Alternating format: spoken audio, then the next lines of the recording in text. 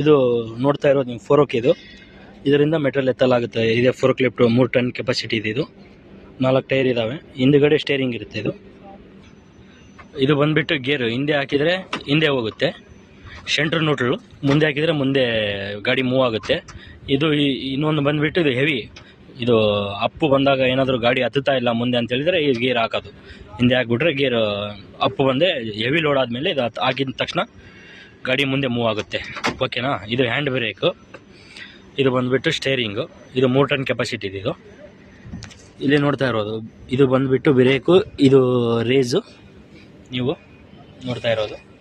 ಇದು ಬಂದುಬಿಟ್ಟು coolant oil, engine coolant oil. ನಂತರ ಬಂದುಬಿಟ್ಟು ಇದು ಡೀಸೆಲ್ಲು.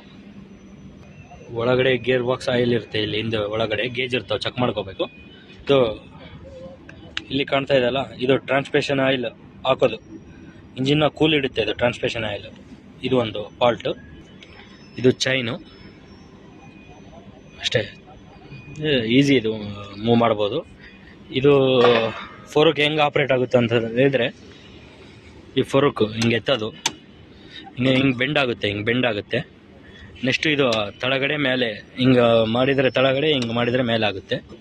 ಅಷ್ಟೇ, ಏನಿಲ್ಲ. ಇದು ಆಫ್ ಮಾಡೋದು, ಎಳೆದ್ರೆ ಆಫ್ ಆಗುತ್ತೆ. ಇದು ಬೀಗ ಆಫ್ ಮಾಡೋದು, ಆನ್ ಮಾಡೋದು, ಶೆಲ್ಫ್ ತೊಗೊಂಡು. ಇಷ್ಟೇ. ಇದು 3 ಟನ್ ಕೆಪಾಸಿಟಿ ಗಾಡಿ ನೋಡ್ತಾ ಇರೋದು 3 ಟನ್ ಕೆಪಾಸಿಟಿ ಗಾಡಿ ಇಷ್ಟಿರುತ್ತೆ. 3 ಟನ್ ಕೆಪಾಸಿಟಿ.